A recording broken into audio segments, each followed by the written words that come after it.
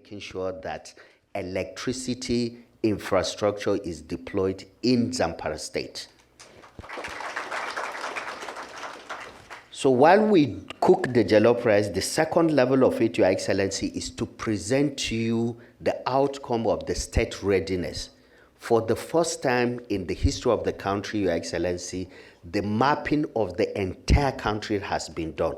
And it shows where are the so-called people that we are saying that do not have electricity. Where are they? How many of these people? What is the nature of their community? What is their electricity demand? How many houses are in these communities without?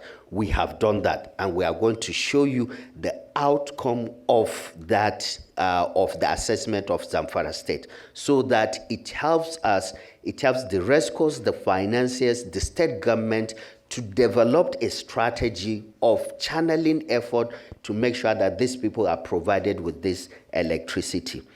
Then lastly is to also show you the different programs that we are executing for Zamfara State to key into this. Your Excellency, you have an opportunity to convince these rescuers why they should not go to my minister's state but come to Zamfara. But don't tell my minister I said that. Your Excellency, my presentation starts with showing you some of the mega projects that we are doing. What you are seeing on the screen, Your Excellency, it's a 12 megawatt project that we completed. This is a project that we deployed in Maiduguri, powering the Maiduguri University, the teaching hospital, and potentially going to power the water treatment plant in Maiduguri.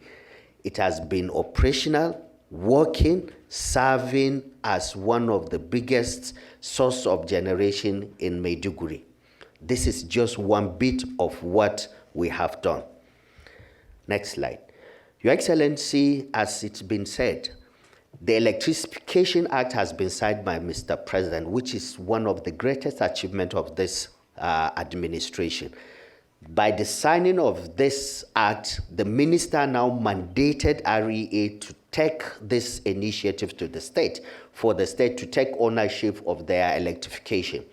So the act has liberalized the sector and given us the opportunity, the state opportunity to participate in the entire electricity value chain.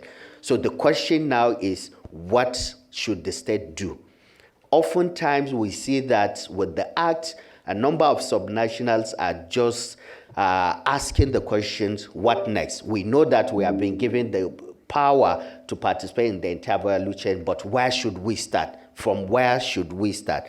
And Your Excellency, this is one of the best answer to provide to the subnational on how they should start to take ownership of their state and bring development as regards to electricity to the subnational. Next slide.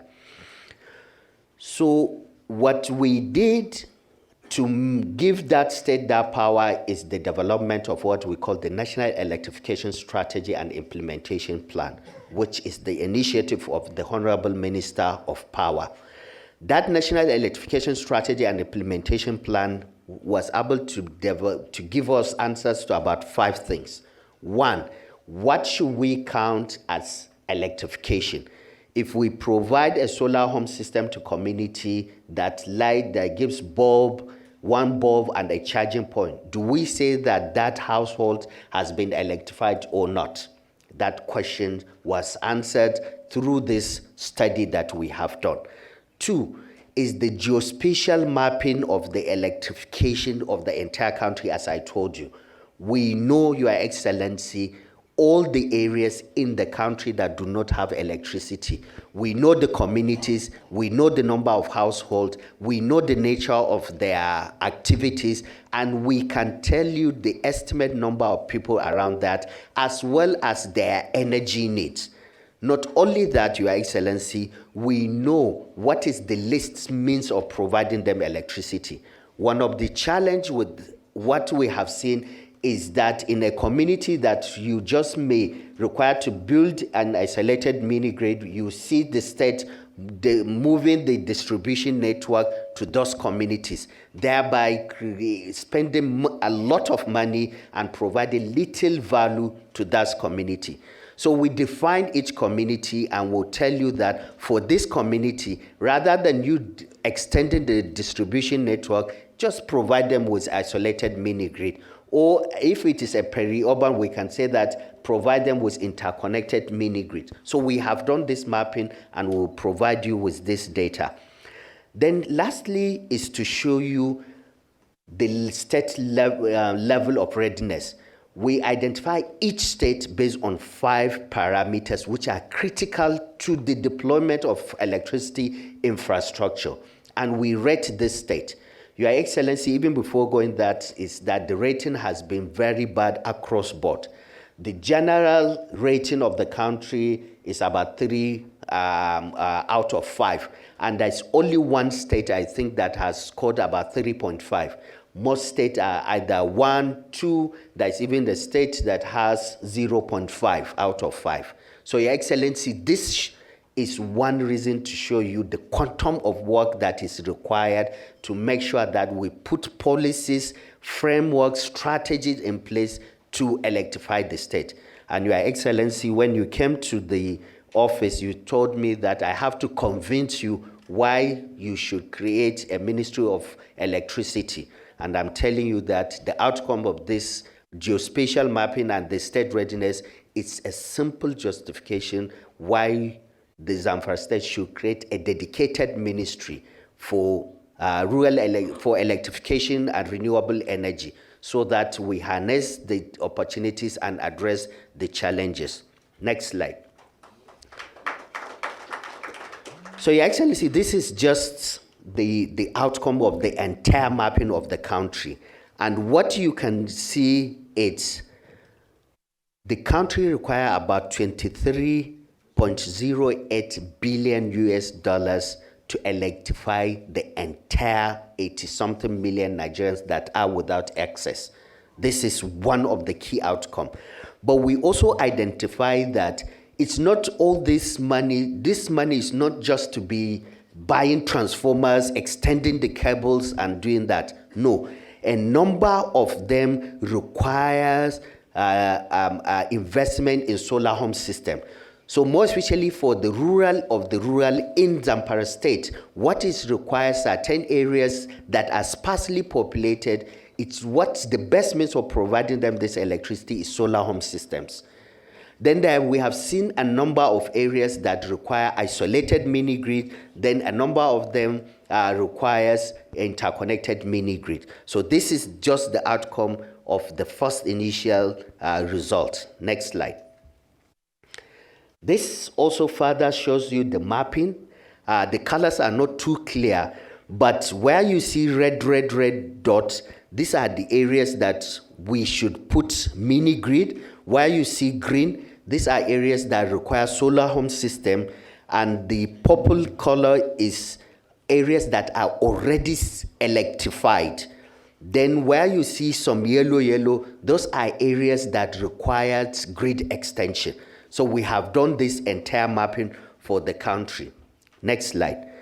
And this shows the distribution network that it's available currently in the country. This is the network that the distribution companies are currently implementing. And the next slide, this is the Zamfara. You will see the colors are not appearing very well, but there are red dots, there are yellow, the purple. The purple are the distribution network. Where you see red, these are where they are not electrified. Yellow, where there is need for grid extension. Green are areas that require mini grids. And we'll provide you more context of that data as we go on. Next slide. So this generally also shows you the general outcome of the country, the entire country survey. Your Excellency, if you see the bar chart, you will see that 9 states are at a very early stage. And I told you one of the states, these are the states that are rated 0.501. 16 states are at some level. 11 states are very much moving, and it's only 1 state that are very close to advanced stage. and there's no single state that are at advanced stage when it comes to providing complete electrification access in the entire country. And in the next slide, Your Excellency, is the rating of Zamfara. This is the rating that we have seen based on availability of policy, funding, capacity development, and data availability. But I'm aware of the effort being done to put a policy in place. In fact, the most likely consultant that would do that work had come to us to get some data for them to make sure that whatever they are going to do in Zamfara, it's aligned with this data that we have. And this data is available for anybody to make use of. Next slide. So, Your Excellency, this slide shows you a kind of summary of the situation in Zamfara when it comes to electricity. We have determined that a number of people are still cooking using firewood due to lack of electricity, and the 2.5% reported access to alternative electricity access supply, which means that there is no alternative supply in Zamfara state. 61 naira is estimated daily spent on alternative source of electricity. The renewable penetration in the state is very low. 50.3% reported access to grid electricity supply, and daily energy consumption is around 2.2 kilowatts per hour. On average, the total daily grid supply is about 4%. Despite there are areas in Band A that gets more electricity, but on general, average supply is about 4%. This has taken into account the local government that are without access, which reduced the overall average access in the state. Next slide. So what are the things that can easily be done, Your Excellency, low-hanging fruits for us? We, based on this data, identified that about 1.1 million people can be connected with off-grid electricity. Very easy. These are communities that once we deploy this infrastructure, renewable, and do the distribution network, we can really power them. We also have identified 778 off-grid educational facilities within the state. These are off-grid facilities that are there without access. We also have identified 2,172 communities within the Zamfara state that are completely off-grid. And we also have identified 336 off-grid health facilities. We estimated that if we deploy this, we can achieve 325,956 connections, which it's estimated as a number of meter point that we can connect using the electricity, using the renewable. We also have mapped the various agricultural clusters within the state, and we identified that most of the crops being produced in our own effort to incentivize more agricultural production. We have identified sorghum, cowpea, pearl, millet, groundnut, and maize as the main crops being farmed in the state. We also identified that 1,698 kilowatt per hour is the average potential PV capacity that can be generated. And like you rightly told me in our one-on-one discussion, Zamfara is a commercial hub. And we identify it, Your Excellency, to buttress what you told me. Based on our geospatial mapping, we identify some closest regional hub that if we incentivize, deploy this electricity, enhance agriculture, those areas can be utilized as a means to market these crops. We identify Gusau, Bungudu, Gauranaumoda, Ramfashi, and Maru as key potential areas that have this. Next slide. So, Your Excellency, this is the summary of areas that require this electricity.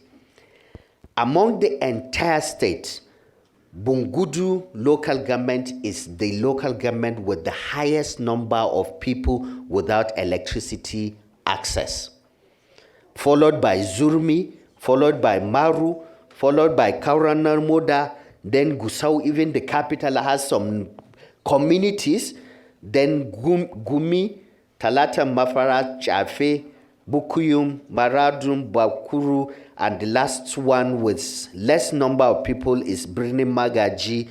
I don't know whether it's Kiawa, but Birni Magaji. These are the different areas that have these communities that we can power to optimize this electricity. And Your Excellency, we deep down, not only from the local government, but telling you that these are these communities.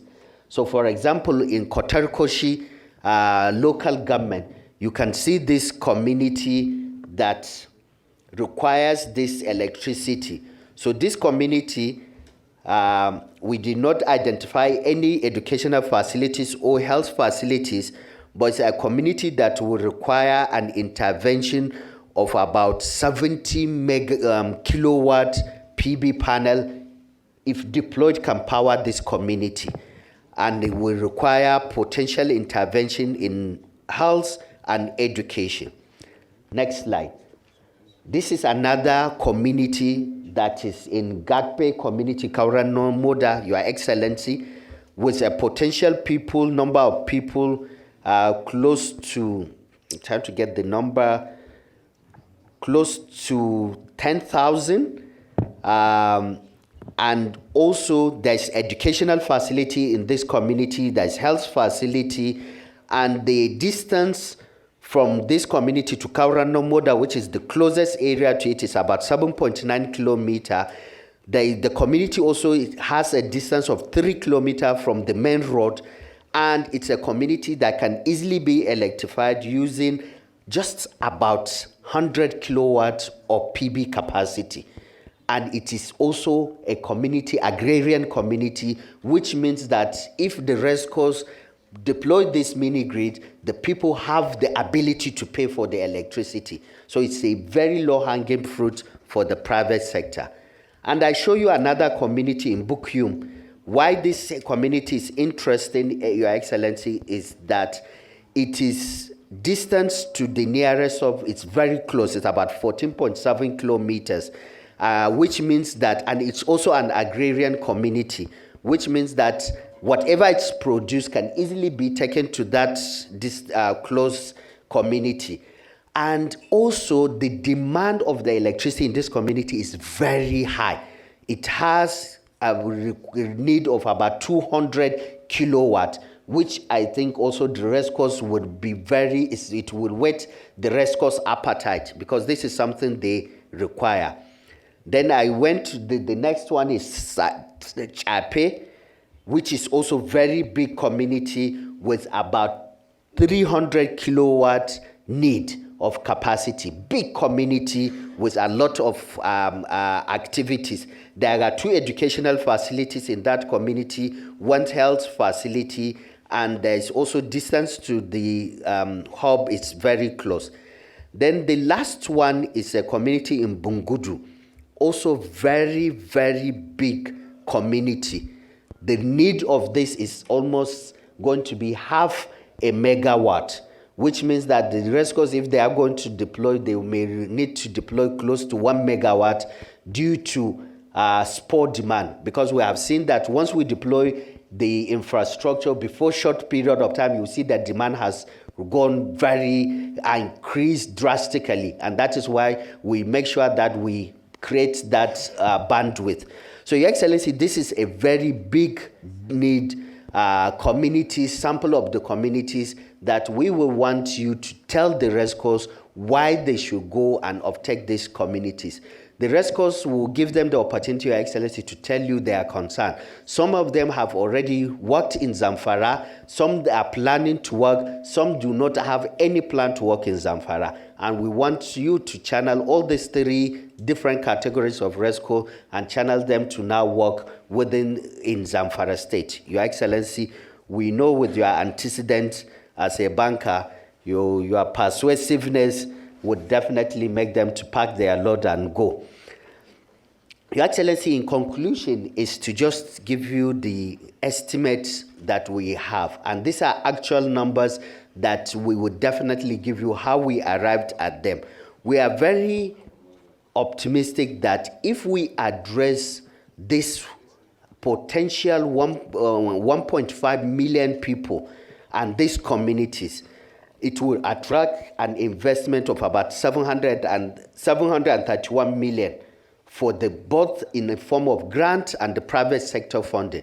So just imagine an investment of $731 million going to Zamfara at one go.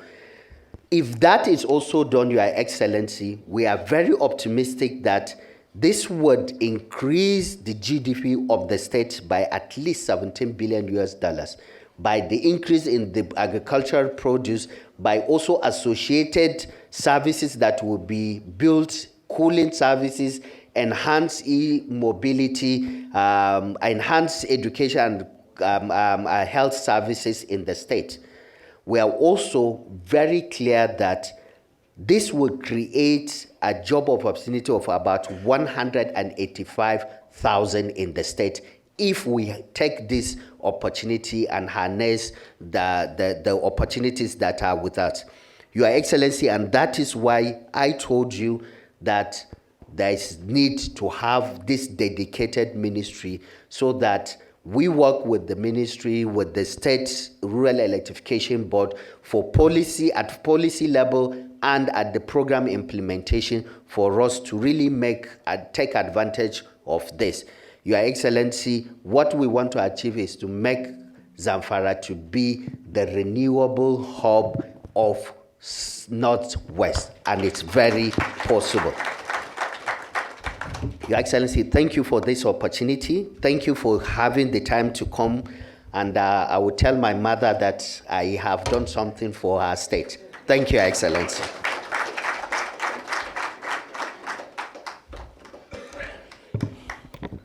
Thank you so much, MD Ari. Thanks for your presentation.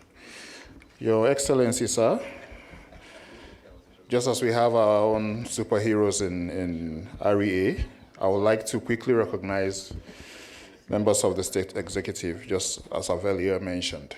We have the Honorable Commissioner, Commerce, Abdurrahman Tumbido, in the room today. Thank you so much for joining us. Commissioner for Works, Lawal Barao Bugundu. Thank you, sir. Honorable Commissioner for Housing, Nasser Zurmi. Thank you. Honorable Commissioner for Information, Mahmoud Dan Tawasa. Thank you, Honorable Commissioner for Information. I heard we are live now. Thank you for keeping us live, maybe for the next 2 hours, hopefully. The Honorable Commissioner for Environment, Kasimu Kaura.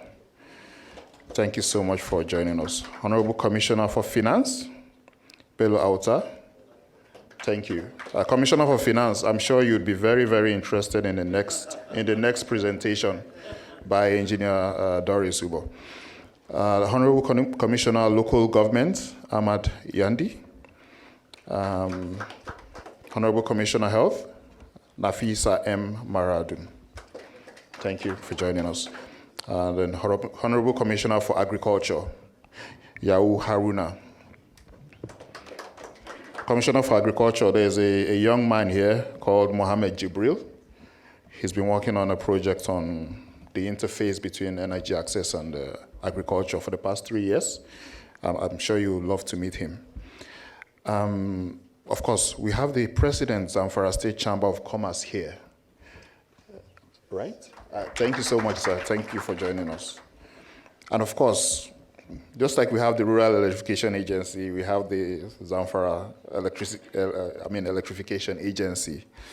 Muzamil Mohammed Idris, the Executive Secretary. Thanks so much for joining us.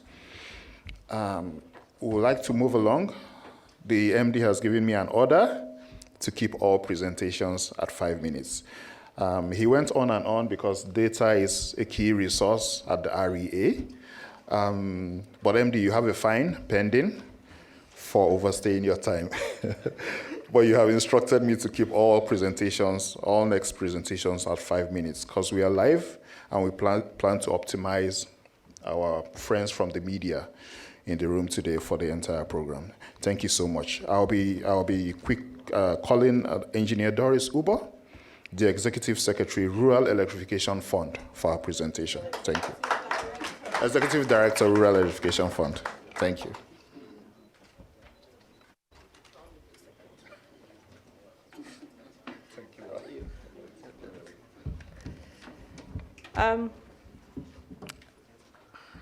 In recognition of the protocol already set, let me also pay my allegiance to the governor, because I too want to be Zamfara State citizen. I know he said you should ignore us, but he knows where he goes, we go. So me too, I'm applying, and I hope you consider my application. Executive Governor of Zamfara State, Honorable Commissioners, MD Kaduna Electrification, or Kaduna Disco, and all other protocols observed. Giving a presentation after my MD is always very difficult, because Abubakar Aliyu is very well versed in what he does, and he would have touched on everything. That coming up is as if you are saying what he has said, because he's a very thorough lead, a very thorough team leader. And so we try to, follow in his footsteps. Not to take up too much of your time, I think after hearing all the beautiful data presented by REA through our MD, you'll be wondering in your mind, so where do we go from here? And that is why us, the EDs, try to add to what he has presented to let you know what you're getting and where do you go from here will be answered. The EA Act, as the MD stated, has been signed. The Nigeria Electricity Plan has also been signed, and we've even started implementing part of these programs from what you can see that we have been showcasing from all the projects we have executed. But still, you will ask that question, how do we tailor this to our communities? How do all this data, how do we execute it? Is there a plan from REA? And why should you even partner with REA? I think at the end of our presentation, that question on why you should partner with REA will be more emphasized. So I am the ED Ref, Rural Electrification Fund, and most of our projects in Ref are tailored towards the rural communities. We have projects for universities, for hospitals and all of that being handled by another department, but we try to emphasize rural communities because that is where more than 80 million of Nigerians who have no access to electricity, that is where they live. And for us to be able to mitigate this problem, we have to design a purposeful and driven project that will mitigate that problem. And that's why we came up with a project called the eHeart project. But before I talk about the project, I'd like to tell you some of the projects that we have done, just in a very quick, short minute, what we have done, which served as our pilot programs, and why we decided to scale to be able to accommodate even more communities. In the REF, we have partnered with different organizations, the UNDP, UNIDO, private sector, EU, German government, who sponsor different programs. One of the best programs that we have partnered with foreign organizations is the IMAS program. The IMAS program was sponsored by EU, and it saw us implementing programs in the in this sector with integrated mini-grid acceleration scheme, whereby it is not standalone mini-grid, but being connected through the discos. And we did 11 communities. Total generated so far is about 6 megawatts and still going. Some of these projects were even completed and commissioned early this year. So totally in REF, we have developed 124 mini-grids, over 25,000 solar home systems. We have even impacted on over 18,000 SMEs. We have created jobs of over 26,000. Total capacity of mini-grids that we have implemented is over 16 megawatts. Connected over 195,000 connections across all the states, 183 communities, and 12 markets, such as the Sabonguri markets, the Ipori markets in Lagos, the Sura market also in Lagos, and some markets in Osun State. So in doing all of this and seeing the impact it created, it gave us the comfortability to scale. And in scaling, we purposely developed a project that will impact on the rural communities. So before we picked the sectors, we did a research which was presented by the MD. What really is lacking in these communities, and which area can we participate in that will really benefit the rural communities? And in looking at it, we know that the health centers, most of them are without electrification. Even the education sector is also greatly challenged. Agric can really use our help. The rural community itself, and also transportation. So in putting all this together, we came up with the acronym EHAT, Energizing Health, Education, Agric, Rural Community, and Transportation via e-mobility. And you say, how can this help us? It will help us because any community that we choose from the data that we have presented that will benefit from this will have a functional health center. When it's functional, we know that what is lacking is electricity. And when electricity is infused, obviously the problem will be mitigated and also impact greatly on health delivery. And that's why we picked communities that have functional health facilities. Education, any community that we pick that has federal government educational infrastructure, be it a technical school, secondary school, primary school, also will be impacted by having digital learning equipment being introduced into their school to help them upgrading the facility. Recently, you know, there was a problem that was created when JAMB, I stand corrected by the way if I'm saying the story wrong, but when JAMB had an issue where I think some of the students were to take their exams by using laptops, and most of them had not actually seen laptop. Some were seeing it 3 days to the exam, some a week. They were practicing, and by the time it came for them to use these laptops, they froze because it had not really integrated into them. But if this was an ongoing thing, I'm sure that sort of problem would have been mitigated. So we think that would be an aspect that the rural community will also benefit from. So the agric sector, we have challenge all over the country. We have seen the problem of low improvement in our food sector, that we even have food crisis, so to speak. But if we mitigate that problem by introducing solar water pumps, by introducing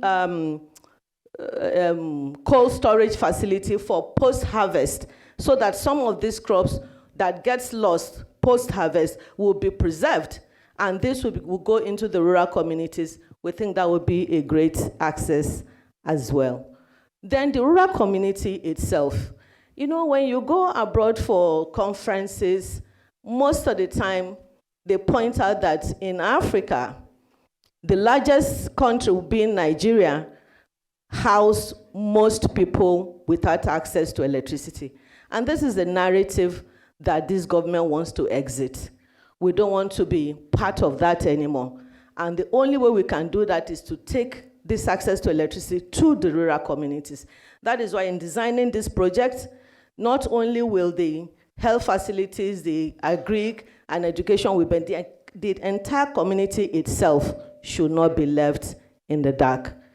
So that's the R component of the E-HAT.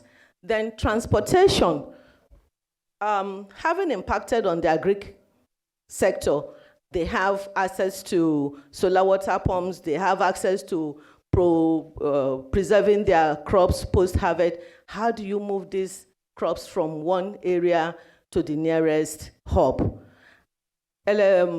Transportation these days, even for communities that have access to gas station, it's difficult to be able to afford them.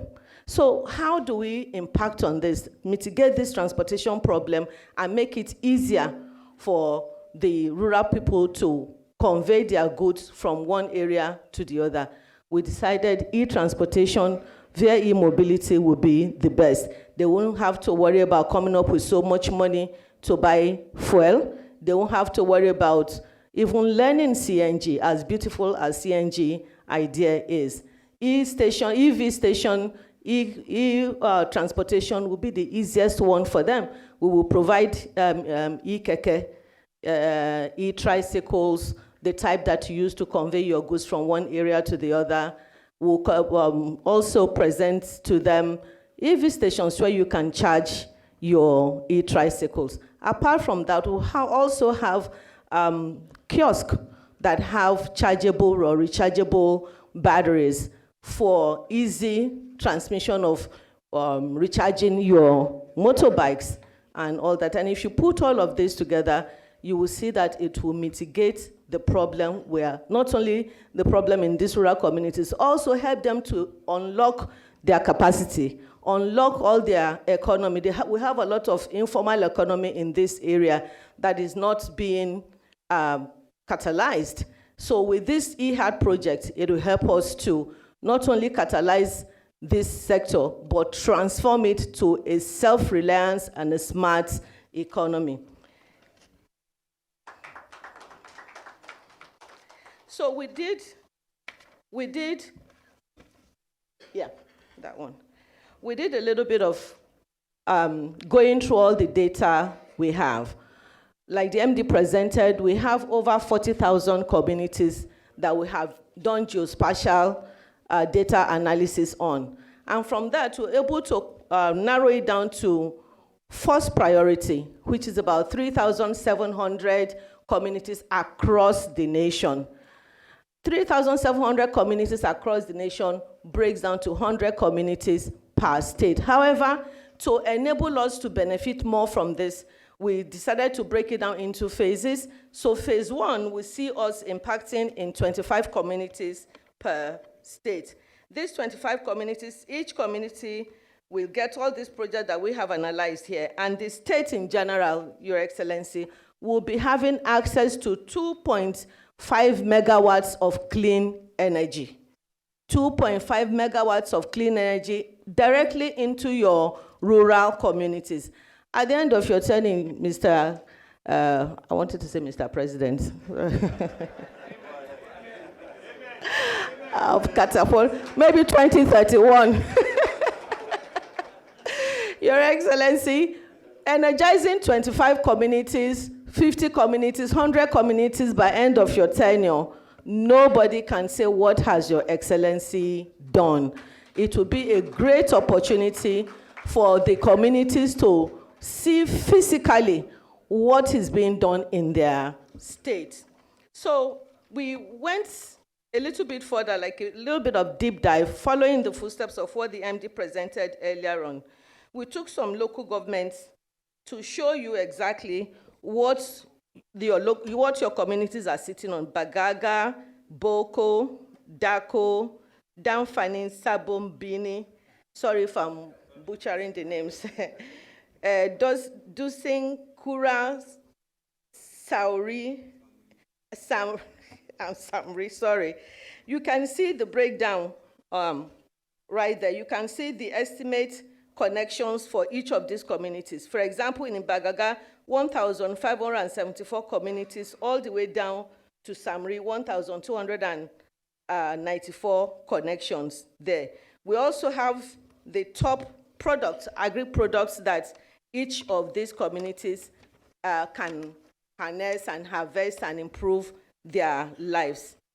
Next slide will show you total agricultural area per hectare that can really improve the lives of this community. The research went as low as telling you how much can be generated from this community, Your Excellency. For example, the smallest amount here that I'm seeing in Bagaga, every year, they can improve their lives with almost $800,000. Anybody from Bagaga here? Bagega, I'm sorry. You are from Anybody from Bagega here? This is what your community is sitting on. This will really improve the lives of people. People will stop migrating to the biggest local governments in Zamfara.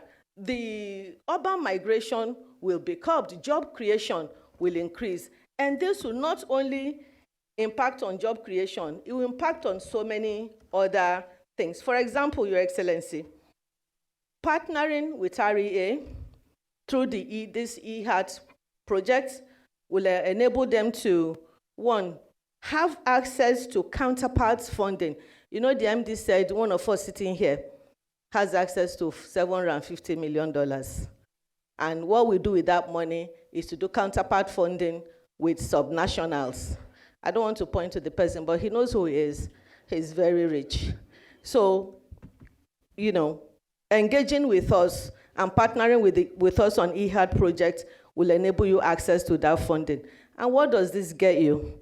It will enable the communities to unlock their potentials by strengthening the value chains and the entire ecosystem, transitioning rural settlements into smart, self-sustaining communities. It will give you reliable energy access. Tower falling today, transmission line breaking down tomorrow will be a thing of the past because most of these mini-grids will be isolated mini-grids, self-reliance and sustainable. Third, I've said it will enhance education, access to digital learning. It will increase agricultural productivity. It will increase growth in rural SMEs. A lot of SMEs, I give you an example, a community not too far from here, Rafin Zufi, where we put in 100 kilowatts October last year. Within 3 months, they came back to us for scaling because a lot of SMEs moved into their community and now the demand has increased. It will also increase significant job creation in each of these communities. It will enhance more enabling business environment in rural areas and supported by improved energy access. Enhance internally generated revenue. Your Excellency, I think at this point we should really charge Zamfara states with all this free information that we're giving out on how to improve your IGR, unless, MD sir, if they promise to share this, let there be a sharing formula. Oh, your mom, okay. So, you know, so these are the reasons why you should partner with REA through the REF. Most importantly, our projects are sustainable. All projects that REA does comes with sustainability plan, which I will not discuss because my colleague would delve into it and do justice to it. Because in giving you all this information, you say, okay, so I probably don't need REA. I can do it myself, but how do you sustain your project? That's the most thing. Two things. One, you have access to co-funding from us. You also have access to our sustainability plan because every project we do in REA, in REF, in NEP, in technical service, they are all sustainable. We tie our developers to each project for a number of years. But like I said, I'll allow my colleague to do that. We have community participation, capacity building, job creation. All of this are the reasons why you should partner with REA. And I pray that Your Excellency, you take us serious, because REA will stand by what we say, and we do everything that we tell you you're going to do is what we normally do. You can ask Abuja University. They're still coming back for more. Thank you so much for listening to me.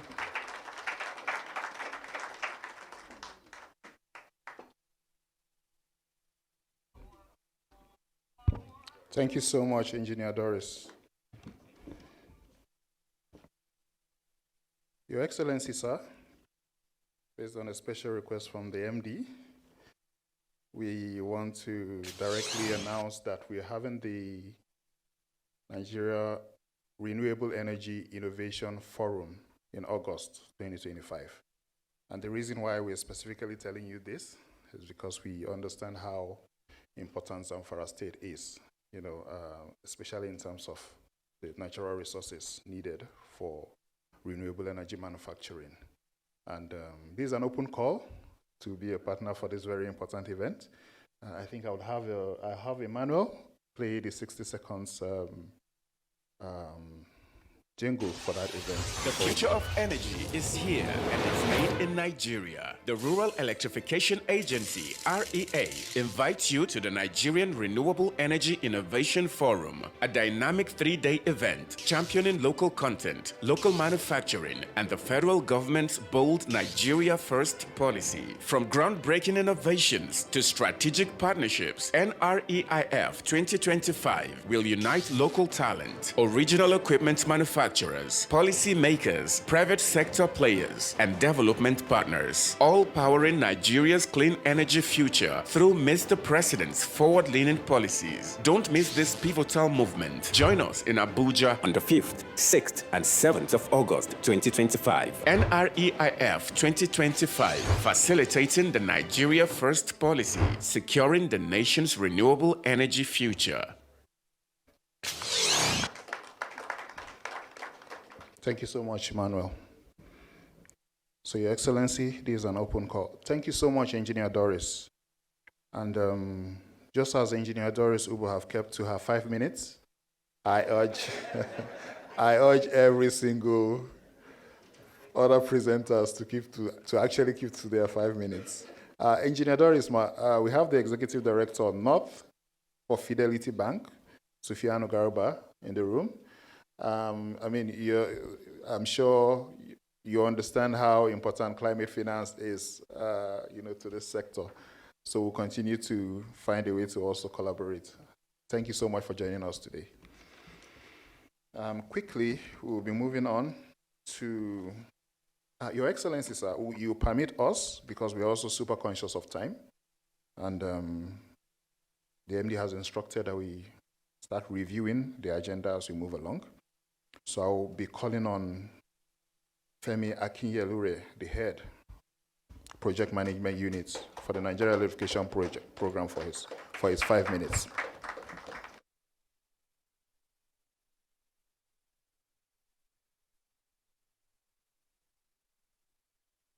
Your Excellency, good afternoon. Permit me to stand on existing protocol. I think for the first time, I would start off in a different way than I normally do. I think at a time where we have a critical mass of leadership that will just want to play it safe, there are very few leaders, really, that transform our communities and transform our generation, coming from a very young person. And just having that conversation with you this morning, I can see that we're in the midst of someone who is truly transformational. And you have a student in the Governor Lawal School of Administration this morning. Your Excellency, you've heard a lot this morning, and just to say that all these programs that you have listened to in REA, the difference between them is really how we implement. And one critical difference with the Nigeria Electrification Program is all around sustainability, and the results-based financing model. So what you'll be hearing as I really skip through is that we implement projects across the entire value chain, from isolated mini-grids to interconnected mini-grids with the feeder level, which we were discussing earlier. We also intervene in sectorial areas of the economy like health, education, the universities, one of which you saw earlier. We also go into standalone deployments, whether in economic clusters like markets and other areas, because we want to promote productivity. Turning on a light bulb isn't really the access that we really require if we want to bring in productivity transformation or even industrialization to our country or the entire continent as a whole. Next slide, please. So as the Nigeria Electrification Program, what have we achieved over the years? I think we have installed today over 200 isolated mini-grids across the country.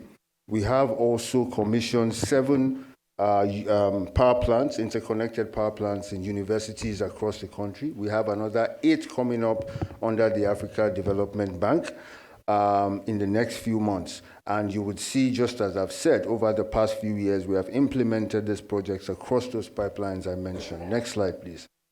Coming into what you've heard a lot about this morning, the 750, we've tried to design this new project based off of lessons learned from the initial project.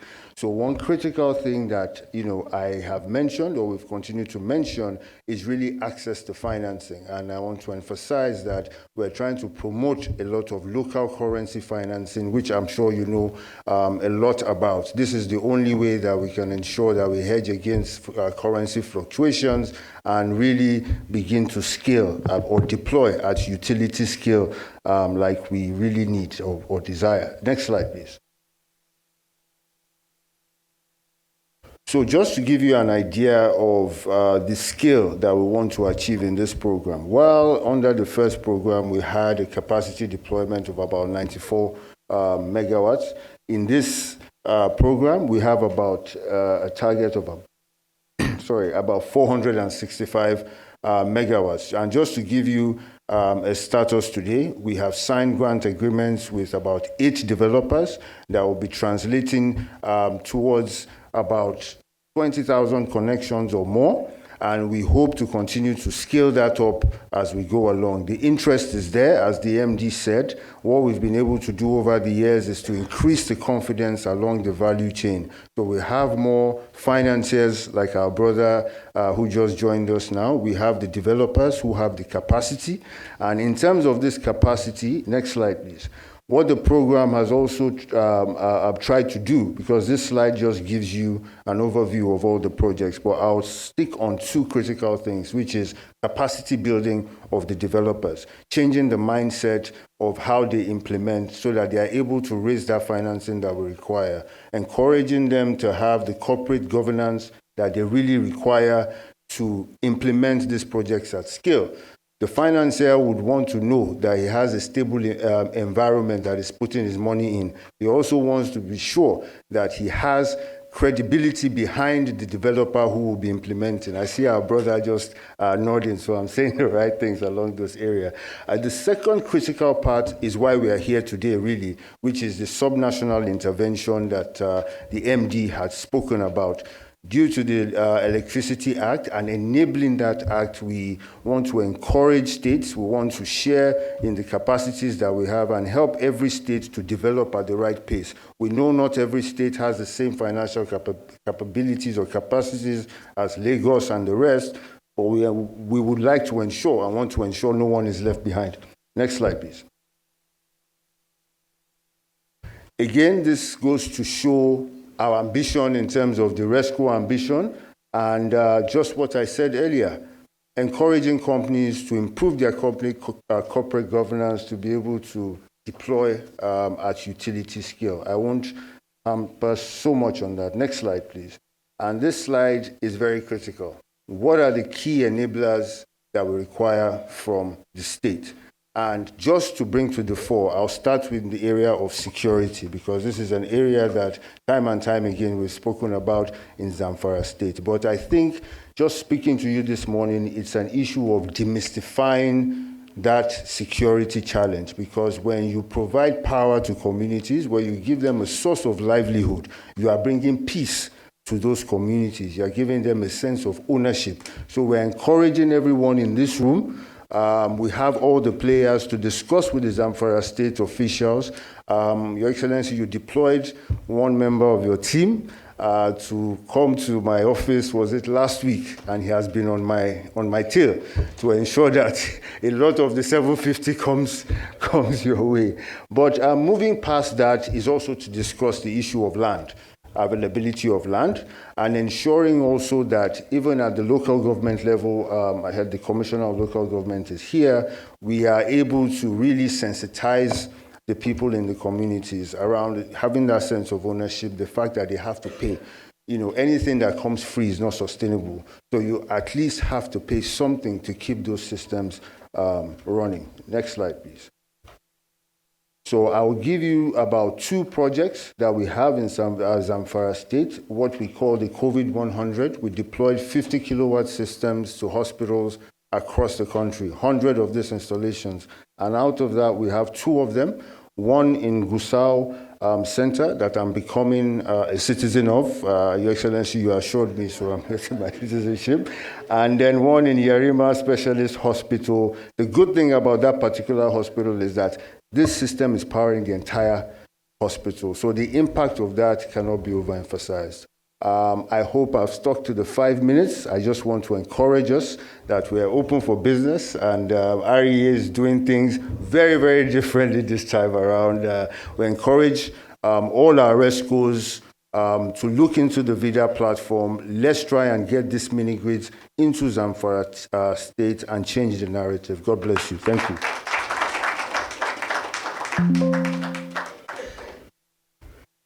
Thank you so much, HNEP. And yes, I mean, REA is really doing things differently, Your Excellency. Just about 2 weeks ago, we unlocked 100 billion naira. I don't want to call it naira because it's dual currency. It's a dual currency facility from FCMB. So it's actually over 100 billion naira for the private sector. And we will continue to do this because, I mean, the PPP space needs an institution such as the REA to facilitate such strategic partnerships. Your Excellency, I would like to quickly recognize again the Director General Northwest for the Governors Forum, Mariam Musa Yahaya. Thank you so much. Governors Forum has been very, very critical in serving as a connector between the REA and the states. And we've had a few opportunities in the past to present at the meetings of the Governors Forum. And the governors have been very, very, so thanks so much for joining us today. Of course, the MD Kaduna Electric, Umar Hashadu. Thank you so much. And of course, Mukhtar Luga, MON, the Chief of Staff. Thanks so much for joining us today. Your Excellency, just like finance remains a very, very critical element in the energy sector, sustainability is also a very critical element. And at the REA, we've continued to nurture, the community-led and community-owned Rural Electricity Users Cooperative Society. And the idea behind this is that the government can't really do it all. We always need the buy-in of the public, of the communities benefiting from these projects. And that's why this REUX is very, very important to sustainability. I'll be calling on Ayoade Boyega to expand this conversation, the Executive Director, Corporate Services, for his 5 minutes. Thank you.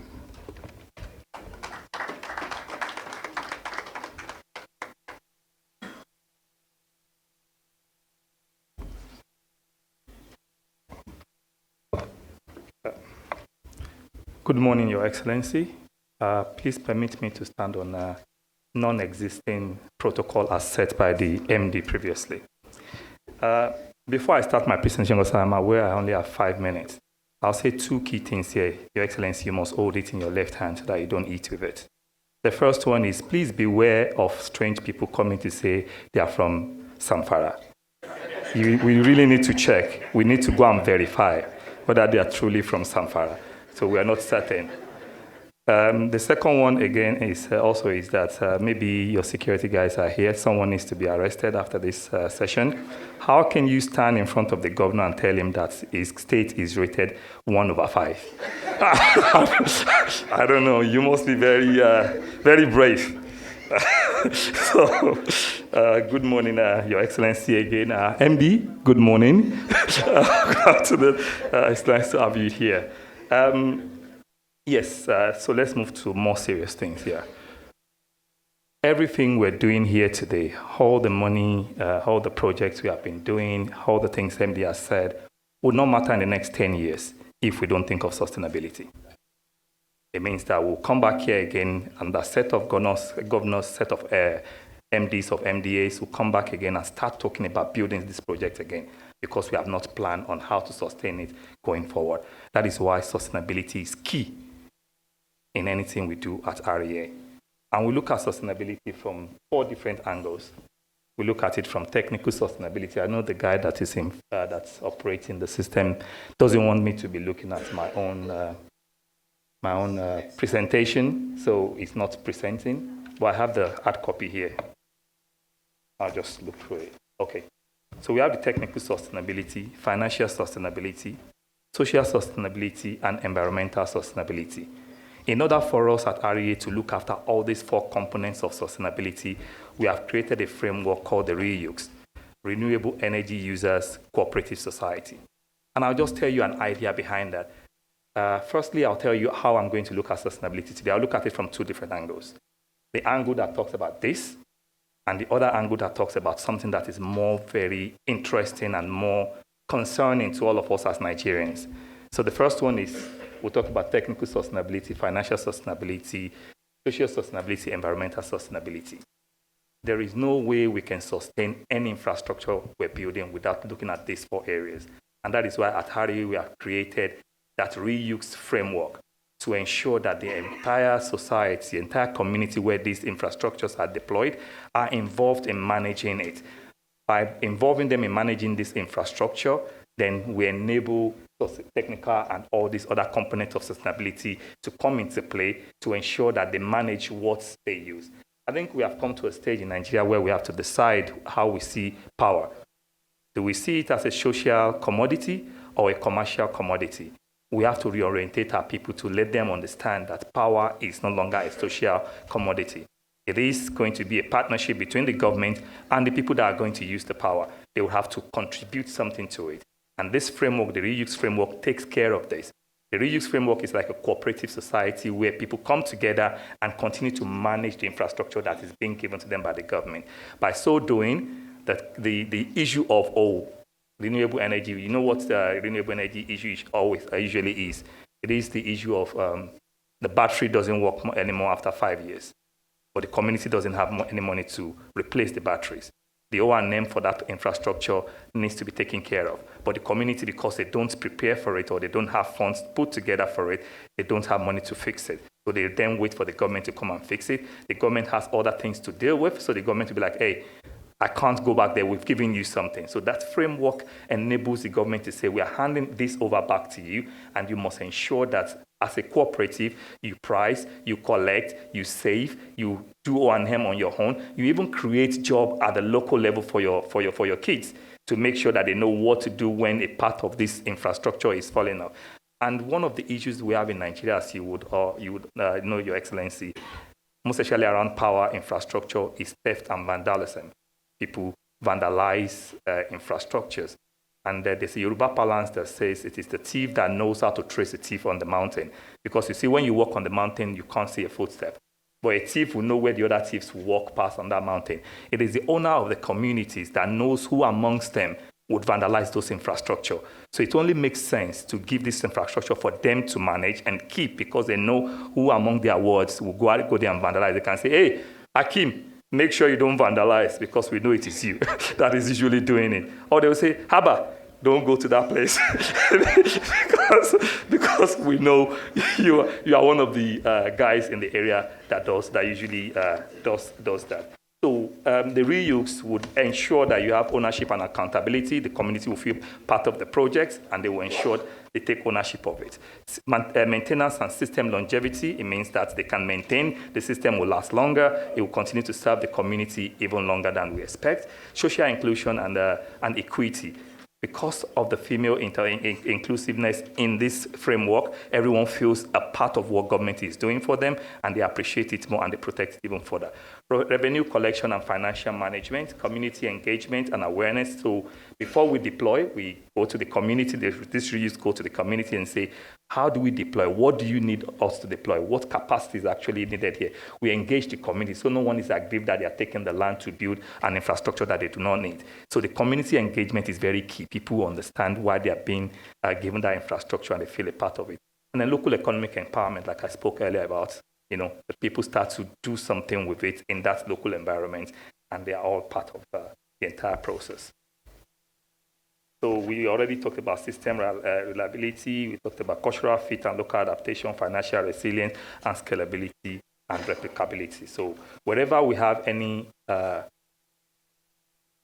this infrastructure in Zamfara, even if we already have reuse in those areas, this is an opportunity for us to scale it into other areas where we have those infrastructures built, but we do not have reuse.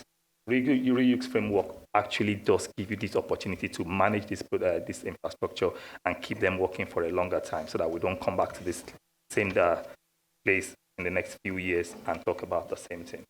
So that is more the theoretical aspect of it. Let's go down to something that is actually relatable, something that we can all relate with.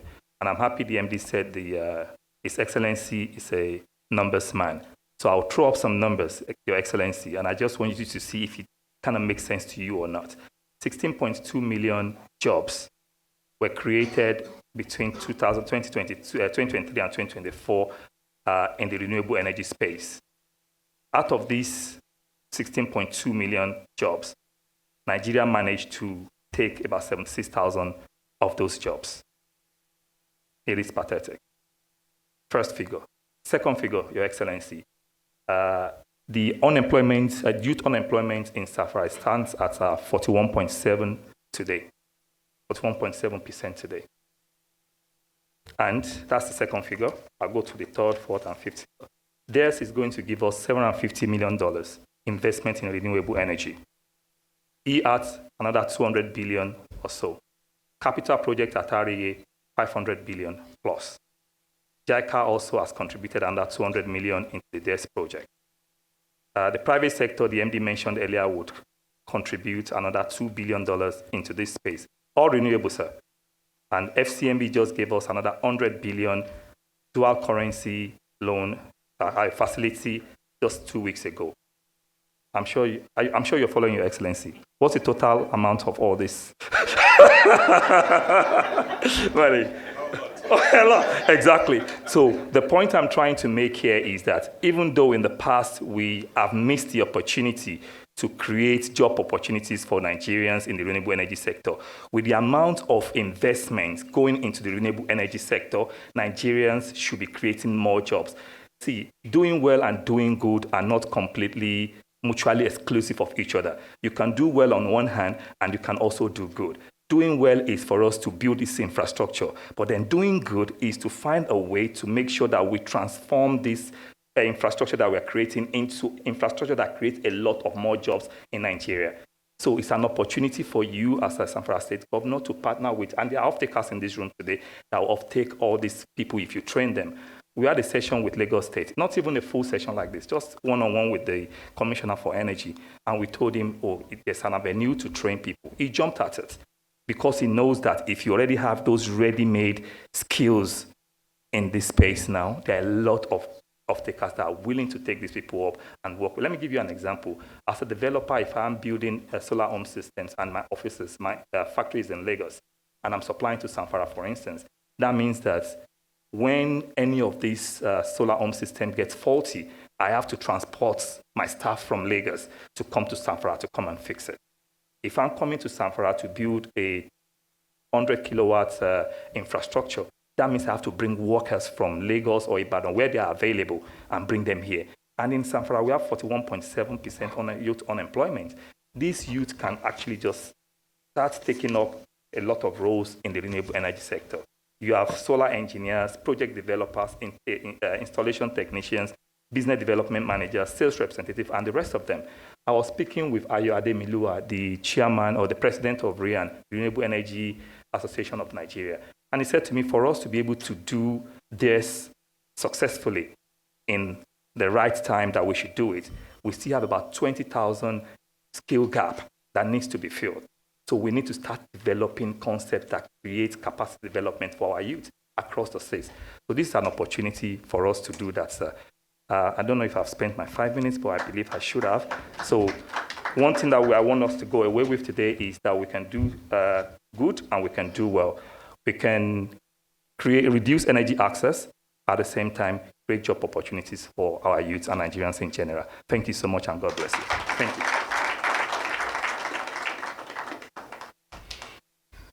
Thank you so much, ED Corporate Services.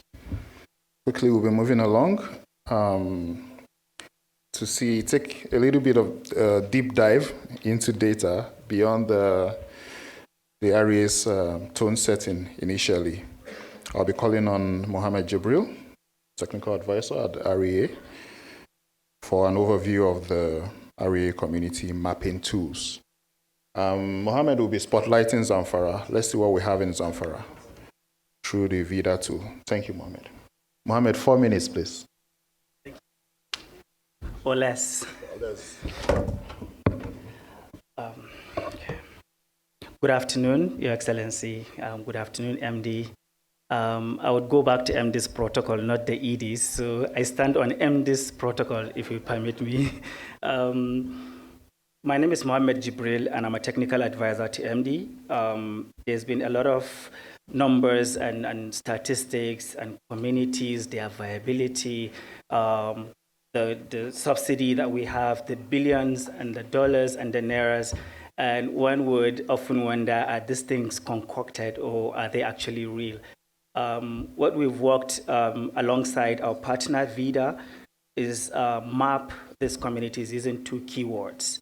One is unserved and the other one is underserved, which means we are not abandoning places where it may not seem rural to other people. It may seem a bit urban, but they would probably have some infrastructure existing and would not have had electricity for like 10 or 5 or 20 years.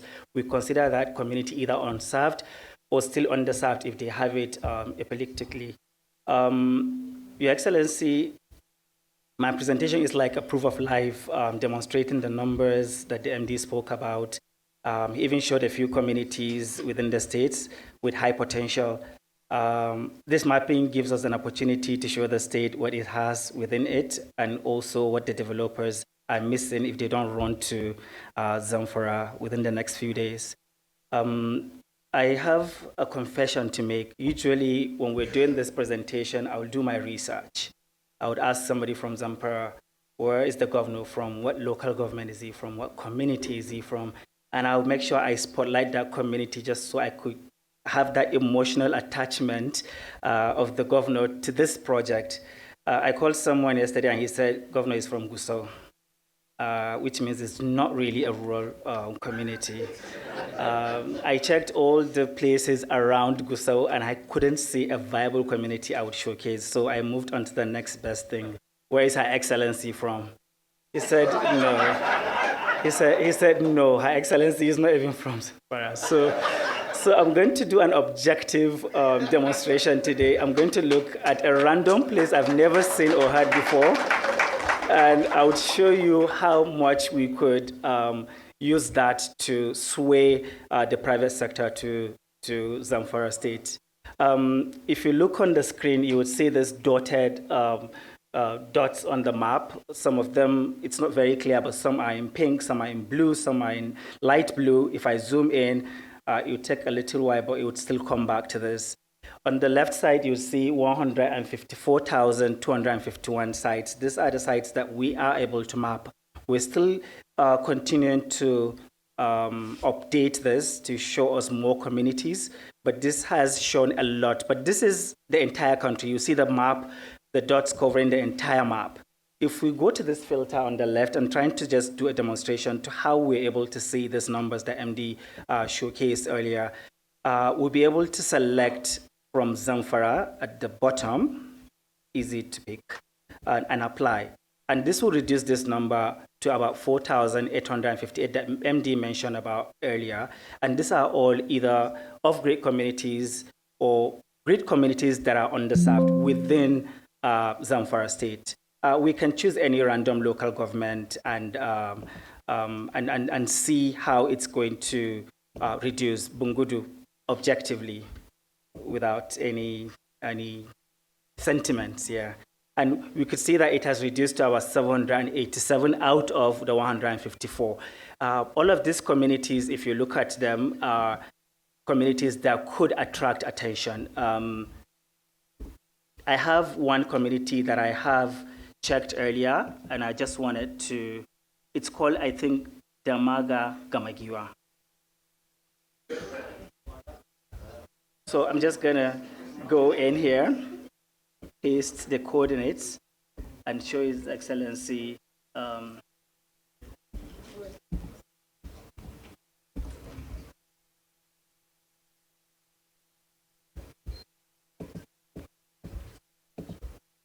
so if you look at this, this is the community. We have a bit of, you'd see colors, you'd see pink and blue. Trying to see where, okay. Within Bungudu, I think there's Nahuche. This seems like a really big community, probably connected to the grid, but I'll just use it to make a demonstration. This purple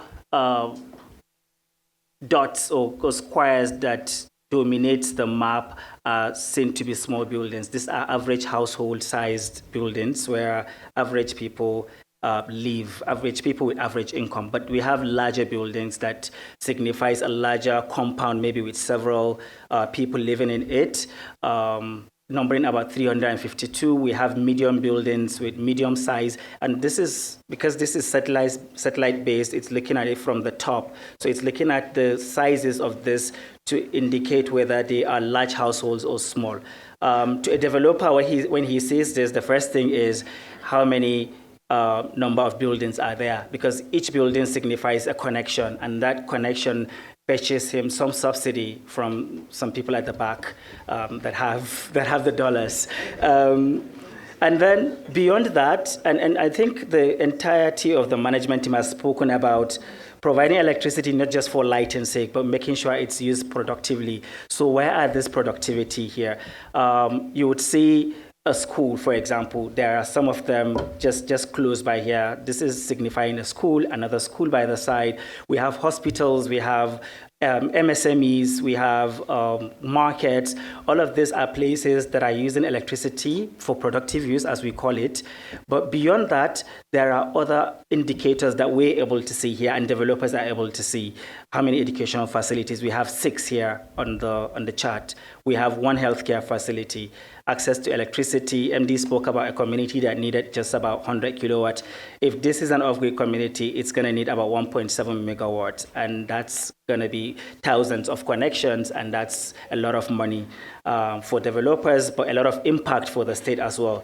Other indices are, for example, agricultural indicators, where we even identify the size of farms within the community, the dominant crops. Some developers would actually go to these communities, not just with solar panels, but with some agricultural productivity tools like threshers and grinders and so on, so that they would stimulate that demand from day one.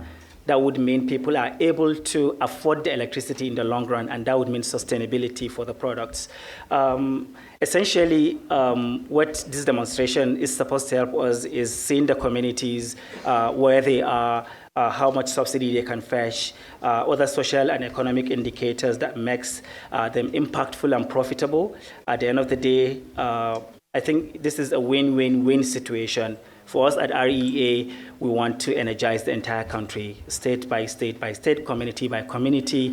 For the state, I am sure the welfare is at the forefront, and electricity, we have all agreed here that is a key need for this welfare for the people. And for the developers who, I'm sorry to say, are profit-oriented, they just want to make money. They're not sentimental like us. I think there are opportunities for them here as well to make the money. So that's the win-win-win situation that I'm talking about. Thank you, Excellency, for listening, and good afternoon. Thank you so much, Mohammed Jibril. Quickly, let's move on to the next presentation. I'll be calling on Muzamil Mohammed Idris, the Executive Secretary, Zamfara Electrification Agency, for his presentation. Thank you, Muzamil.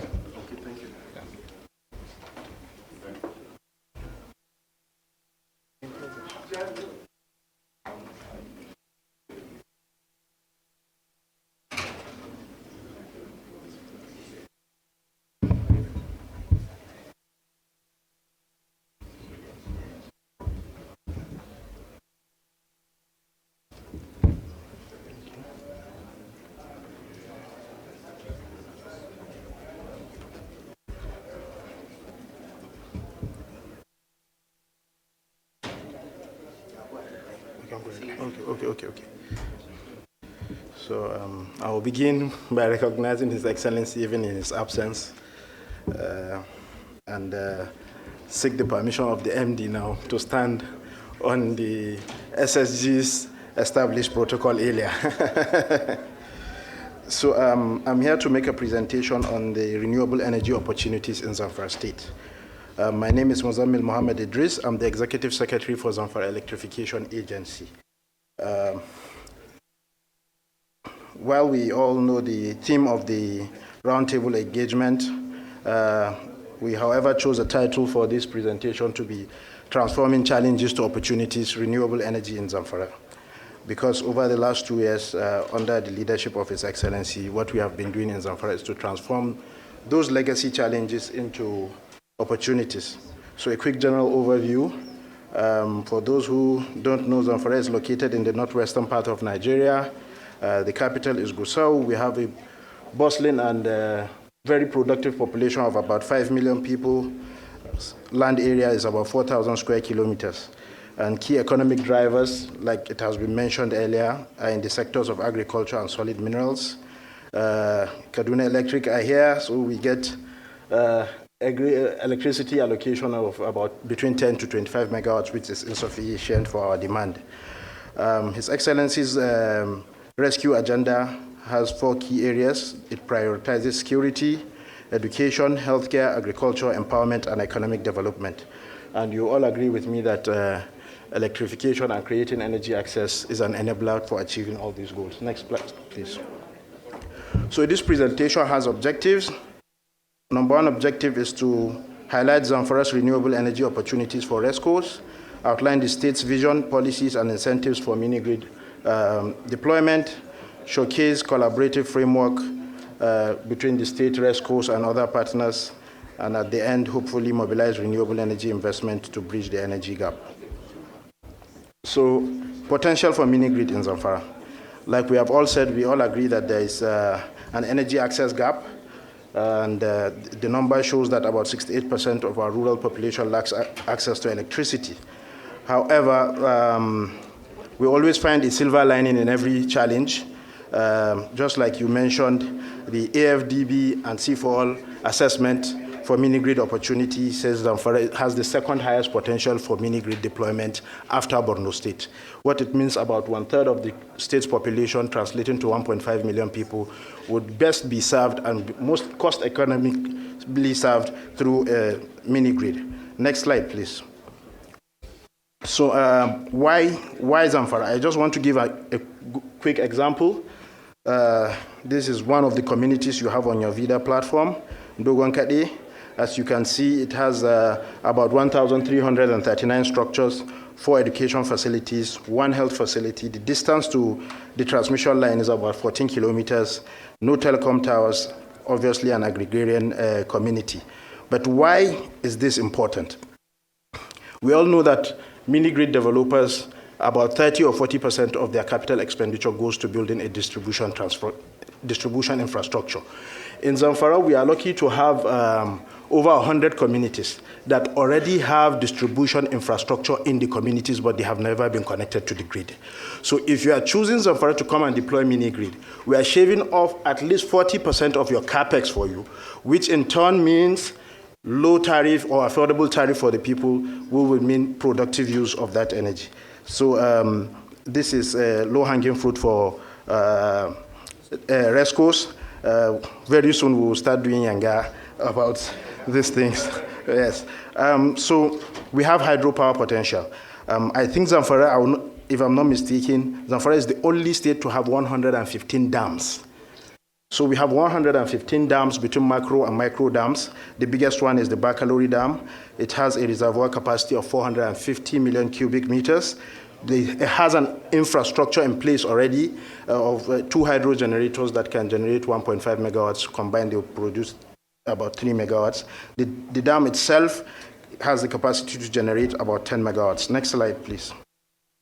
So other untapped opportunities. We all know Zamfara is an agrarian state, and we have over 100,000 irrigable land. In Gumi alone, for example, we have more than 20,000 registered farmers with verifiable bankable data. If you want their data, they give you somebody's name and his phone number and his known number. You can reach him, you find him. So, and these people are, cultivating their farmlands using tube wells. Tube wells, and they use petrol-powered pumping machines to water their farms. You can imagine the opportunity there to transition them from that petrol-powered machines to solar-powered machines. Even at the Bakalori Dam I cited earlier, it's a multi-purpose dam, so it has the facility for irrigation. It has about 8,000 hectares supported by the gravity canal there, and it has 23,000 hectares that are not cultivated all year round. They are only cultivated seasonally because it used to be powered by an irrigation sprinkler system. And this sprinkler system is not working for obvious reasons, lack of electricity. So if we were to put power there, there will be off-takers for it. There will be productive use of that facility. Some level of processing could be done in agro-processing. Solid minerals, we all know Zamfara is a home for gold, lithium, and all these minerals, and there are over hundreds of active mining sites at the moment. All these mining sites use diesel-powered generators to do processing. It's a wonderful opportunity. Economic hub, like the MD mentioned earlier, Gusau and Zamfara is an economic powerhouse, and under His Excellency's Economic Development Initiative, it is becoming an epicenter of economic activity. Again, we have over 200 active markets serving all the 14 local governments. Some of these markets have cross-border reach. We still have merchants and traders coming all the way from Niger, Chad, Cameroon, and other neighboring countries. In the pipeline, go back to that slide, please. In the pipelines, for a state government in partnership with the Africa Development Bank is going to be developing an industrial park sitting on about 300 hectares with a projected energy demand of about 10 megawatts. And we'll also be building agricultural transformation centers in the 3 senatorial districts. So massive opportunity, big off-takers waiting. We have markets. This image you are seeing is the Gusau Modern Market. It has been remodeled, upgraded, and it is waiting for energization as most businesses there use generators. In healthcare, like you mentioned, Yeriman Bakura, it is our biggest tertiary health institution. It has now MRI scan machines and CT scans, and we all know these machines have little or zero tolerance for energy outages and surges. So it's a big opportunity. We have a lot of primary healthcare centers that have been upgraded. Some of them have been solarized, but many more require this intervention. In education as well, a lot of schools, more than, His Excellency declared a state of emergency in education. This led to massive infrastructure upgrade. More than 500 new primary and secondary schools have been built and renovated. New laboratories, libraries, lecture theaters, built in institutions like the Zamfara State University. This one is not sentimental, but then to point a fact, it's easy to complain about a everybody complains about the Almajiri system and kids just roaming the streets. So His Excellency, in his own wisdom, decided to take action on it. And we are formalizing that Almajiri system, trying to bring these kids into a decent and comfortable facility to learn. And as you can see, this is one of the pilot schools. 3 have been built, and more would be done. So in transport, under the urban renewal project, new roads have been built, expanded road networks, new connectivities have been established. Therefore, an opportunity for electric tricycles, e-mobility, and the airport. The Gusau, like His Excellency mentioned in the earlier meeting, the Gusau International Airport is very soon going to be completed. I did a little bit of research. I searched, is there any airport in Nigeria powered by solar, by renewable energy source? I couldn't find any. Any within the West African sub-region? I couldn't find any, perhaps. So the state's vision, policies, and incentives for mini-grid. Our vision is to achieve reliable, sustainable, and inclusive electricity access across all the 14 local governments through public-private partnerships and other models. The state is working on a dig once policy, a shared infrastructure policy that allows for the utilization of existing infrastructure. That was why I made example with the Dogon Kete community. The state has an infrastructure in place. If you are coming as a developer, we have a framework to allow you to utilize the existing infrastructure there. We are aligning with the 2023 Electricity Act to ease private sector entry, and we are bundling mini-grid rollout with enterprise support. From time to time, His Excellency's administration supports SMEs and all sorts of businesses. So anywhere we have a mini-grid moving forward, focus on businesses in that community, therefore increasing energy demand and profitability for developers. I'm happy with what we have a local content strategy. In Zamfara, we leave no one behind. So we prioritize local jobs and material sourcing and community partnerships. In fact, we have a good example for community partnerships in Zamfara. One of the local governments was chosen to be part of the places that would benefit from an integrated mini-grid under the IMAS program with GIZ. And the people in that community contributed money to buy the land and donate to the developer. That is, you can't find a better example of community participation and ownership in a project. And we are still, it's 3 years, the people are still waiting. I believe His Excellency will take it up with the MD or deny somebody's citizenship in Zamfara. Next slide. So I know most RESCOs want to hear incentives, financial incentives, and other things. And who best to give it to them than His Excellency himself? He's a man of his words. Whatever he says he will do, he will do. And finally, all the slides, all the pictures I shared, none of them is AI generated. None of them is a copy and paste image from the internet. They are actual pictures from Zamfara. If you look at the background there, that road network, perhaps somebody would argue this is New York or this is London. So you tell them it is not London, it is not New York, but if they insist it is America, accept, tell them it is San Francisco. Thank you very much.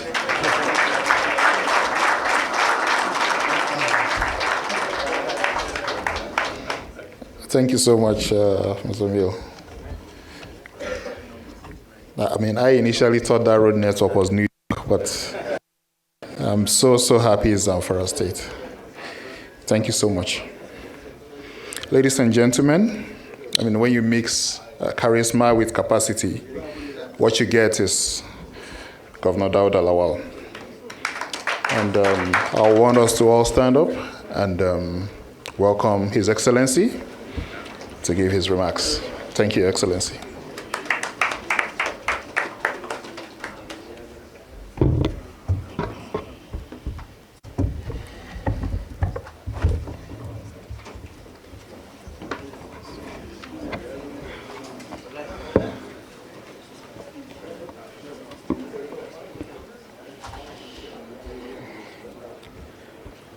A'udhu billahi minash shaitanir rajim. Bismillahir rahmanir rahim.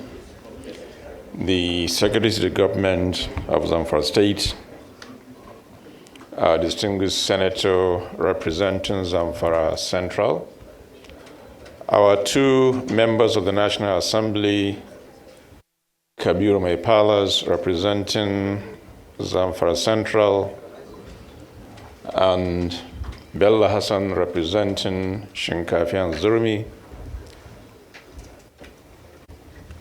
The person that led us to be here and the entire agency in person of Malam Ali Abba and his entire management team. Our expected partners in progress, all the commissioners and advisors that are here, with all the financial experts, and I can see also my brother, the ED from Fidelity Bank, Sufyan Garba, who is also from Zamfara, and a whole lot of other people, invited guests, ladies and gentlemen. Let me say this also, the MD has said it, he's half Zamfara, and I think half Adamawa. And he also reported himself because the Minister of Power happens to be my colleague. We all rose through the rank in First Bank from Principal Manager, Ascendera Manager to Executive Director. And therefore, if anything goes wrong, so I have every reason to report you and the entire agency. Let me start by thanking everybody, distinguished ladies and gentlemen. It is an honor and a privilege to welcome you all to this strategic roundtable engagement convened by the Rural Electrification Agency. I therefore extend my sincere appreciation to the leadership of the agency and to all the representatives of renewable energy service companies who are here today to be with us, to listen to us, and to prepare and invest in Zamfara State. Your presence reflects a shared commitment to addressing one of the most critical challenges of our time, which is access to reliable, affordable, and sustainable energy. This gathering transcends to formality of a meeting. It is a platform for possible deliberation. It represents our mutual conviction that sustainable energy is not simply a utility, but a catalyst and indispensable driver of human development, inclusive economic growth, and resilience in the face of social, environmental shocks. Our discussion today can shape not only the trajectory of Zamfara State energy future, but it will also form part of a broader national transformation. When we assumed office 2 years ago, Zamfara State was gripped by widespread energy poverty. Many local government areas were disconnected from the national grid. Public utilities were decayed, vandalized, or non-functional. Critical infrastructure had collapsed under years of neglect, and our industrial commercial centers were crippled by unreliable power supply, which has been a major and a source of concern for all of us. However, we choose not to allow in the blame game. Instead, we made intentional effort to respond to the challenges we met with strategic vision, unwavering resolve, and decisive action. Since then, our administration has embarked on a mission to rewrite the narrative by placing energy access at the heart of our development strategy. We launched one of the country's most ambitious state-led transformer deployment programs, installing more than 150 units across urban as well as the rural communities. In collaboration with KEDCO, which is Kaduna Electric, they're here and they can confirm that. And we have done so much in collaboration with KEDCO. We are now connecting 6 local government areas that for years had no light. In fact, for the past 6 years. And we are currently in advanced stage of reconnecting all these and much more, some of which have been without power for over a decade. These achievements are not isolated interventions. They are part of an all-encompassing plan designed to expand access, stimulate enterprise, and unlock private sector capital. Zamfara State offers compelling advantage for renewable energy investment. We are blessed with high-intensity, year-round sunlight, making it a prime location for solar farm, mini-grids, and stand-alone system. Coupled with this is the immense potential of the Bacolori Dam, a largely untapped hydropower asset with an irrigation command area of over 30,000 hectares, which the MD has shown when he made his presentation. This energy or synergy of solar and hydro present an opportunity to deploy hybrid energy solutions that can sustain power in semi-urban as well as rural clusters. Our agricultural sector is another strong anchor, which the ED mentioned when she made her presentation about agri, about schools, about transportation, and so on and so forth. Now, with this, Zamfara is consistently ranked among Nigeria's top producer of millet, sorghum, soybeans, as well as groundnuts.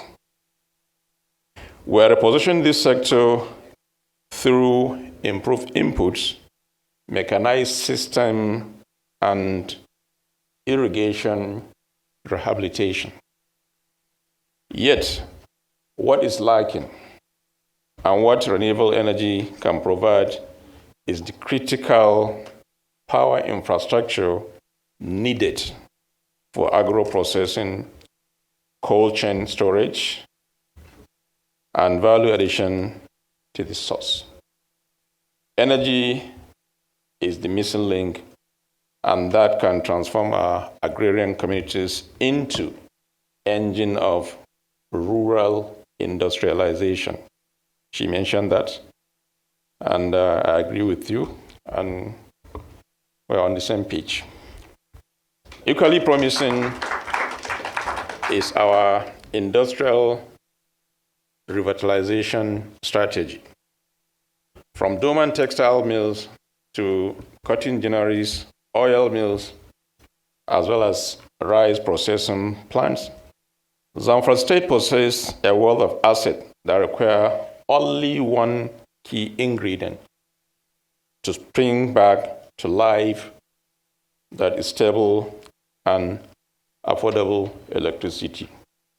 Let me say this here. prior to creation of Zamfara State as a state, when we were local government, if you talk about commercial activities in northern Nigeria, Zamfara State outside Kano was the second most commercial viable city as at that time. The records are there. You can check and you can verify all this information. If you speak about textiles, Zamfara happens to be one of the leading textiles then in not just northern Nigeria, but in Nigeria, because it was a hub that feeds all the textiles across Funtua, Kaduna, as well as Lagos. You can see the advantage. It's the only state also, or local government then, that had over 28 gineries. We had oil mill, so many things, but everything now has gone down the drain. But hope is not lost because we're on it.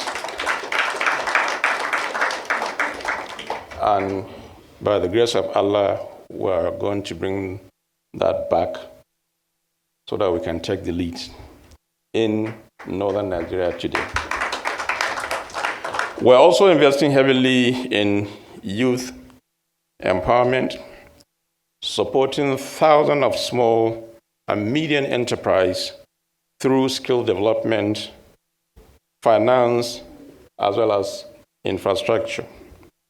These SMEs are natural off-takers for renewable energy solutions, and their growth will drive employment and reduce social vulnerability.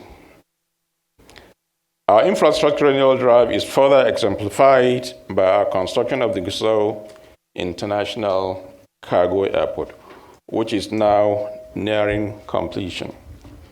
As we speak now, by end of July, our standard international runway will be completed, inshallah. It's only the remaining structures which we hope before the end of this year, Zamfara State International Airport becomes functional. It is envisioned as a gateway not only for passenger traffic, but also for trade, logistics, and an avenue for investment. In line with our vision for a green future, we plan for this facility to become Nigeria's first airport powered by a minimum of 50% renewable energy. This innovation presents RESCOS with a unique opportunity to lead in sustainable aviation infrastructure.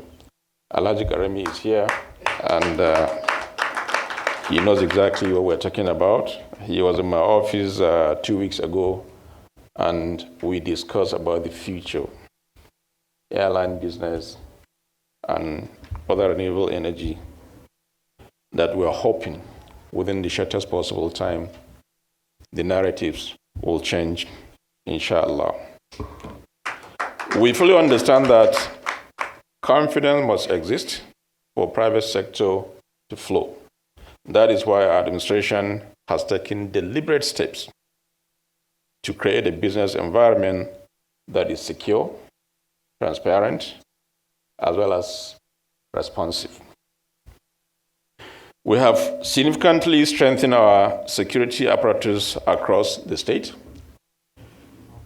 You know, whenever you speak about Zamfara State, the first thing that everybody asks you is about security situation.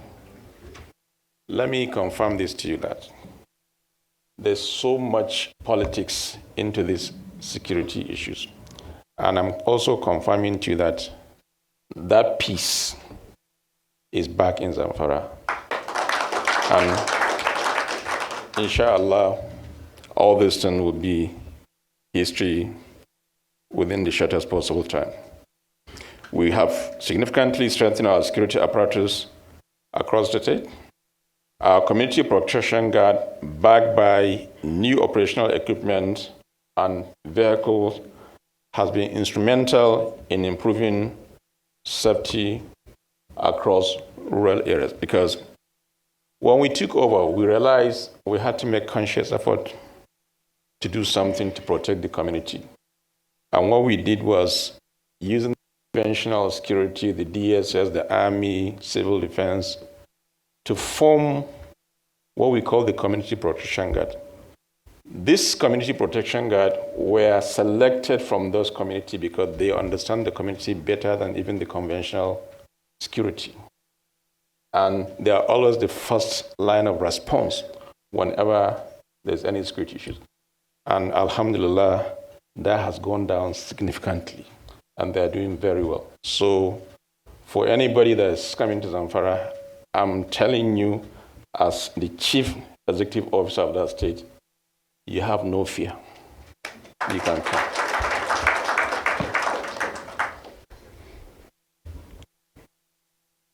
Recognizing that land acquisition is often a bottleneck, the Zamfara State Investment Promotion Agency, in its capacity as a one-stop shop for investors, has a specialized desk to fast-track land allocation, documentation, and approval processes. I'm happy the Commissioner of Land and Housing is here. He knows that we have gone digital. If you also apply for your certificate, you get it. There is no single certificate that comes to my office and I don't sign it on that day.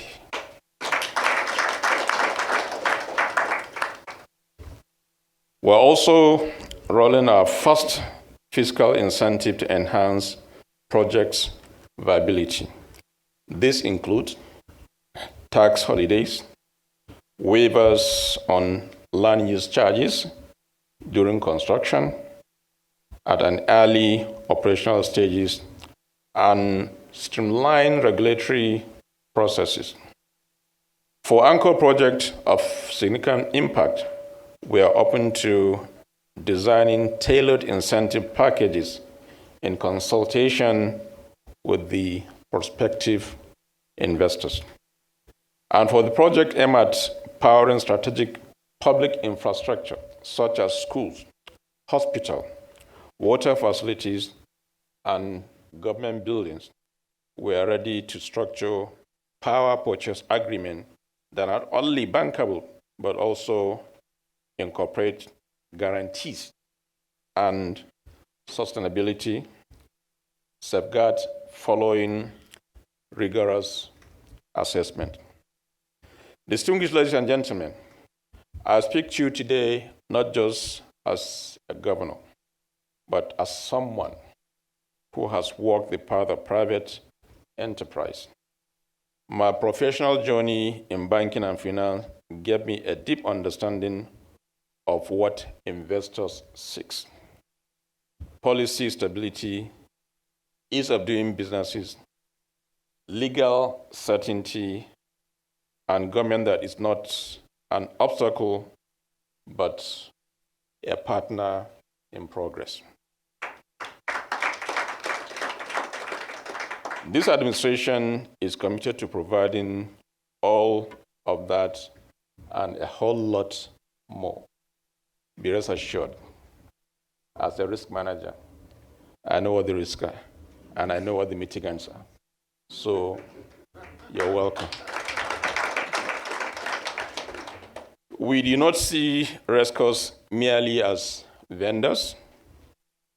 We see you as critical partners in shaping the next chapter of Zamfara State story.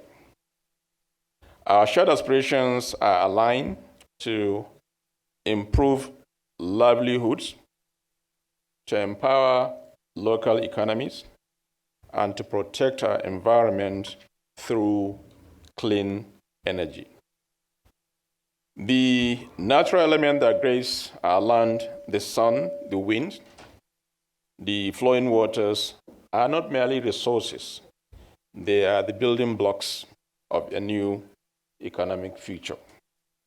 A future where every home is lit, every business is powered, every farm is irrigated, and every center or health center is equipped to save lives. A future where clean energy fuels education, healthcare, commerce, as well as technology. Just last week at our council meeting, precisely last week, Monday, part of what was brought to council was how do we power our hospitals? We just have 14 local governments. Out of these 14 local governments, so far we have done 9 hospitals fully equipped with modern technology. We have built over 500 schools across the local government.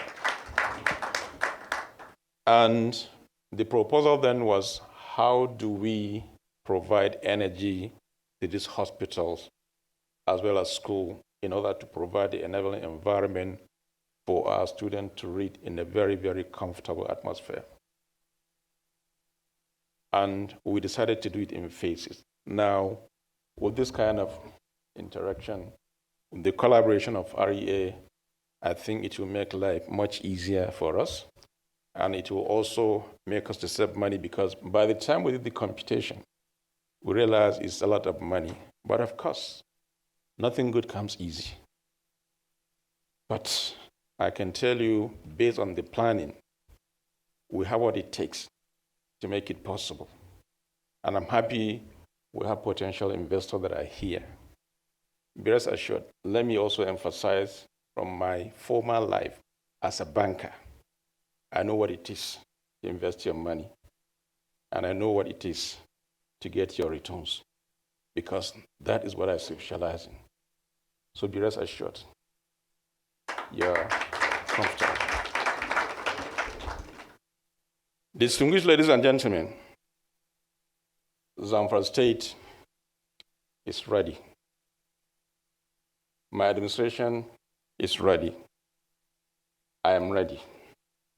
Let us move forward together with courage and purpose and partnership. I want to thank you for finding the time to be with us, and to assure you that whatever you invest in Zamfara, be rest assured of your return on investment. The bankers are here. They do all the analysis, and I'm sure they can confirm to you that as far as finance is concerned, I'm confirming to you that Zamfara State is stable financially.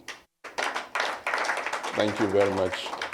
I'm looking forward to a lot of investors coming to Zamfara to put in their money. Your money is guaranteed. Your return on investment is guaranteed. Thank you very much.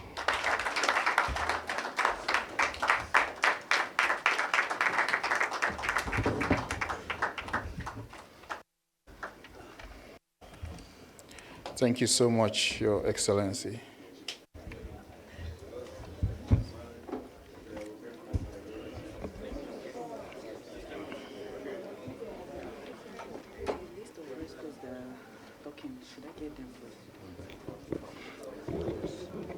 Thank you so much, Your Excellency. Once again, we'll be reviewing the agenda to go straight into the MOU signing.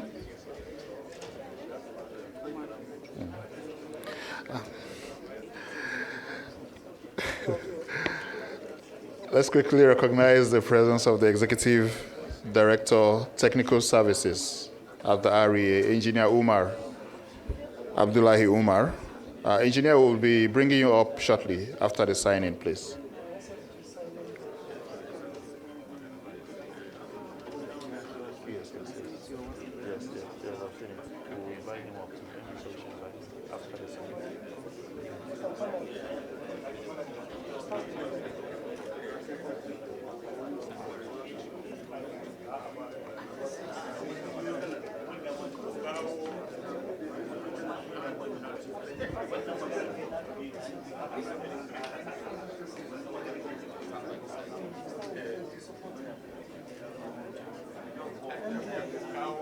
All right, you're still on to Newsday. That was the live coverage of the REA Strategic Roundtable with Zamfara State, focused on energizing the state's electricity market through renewable energy and innovation.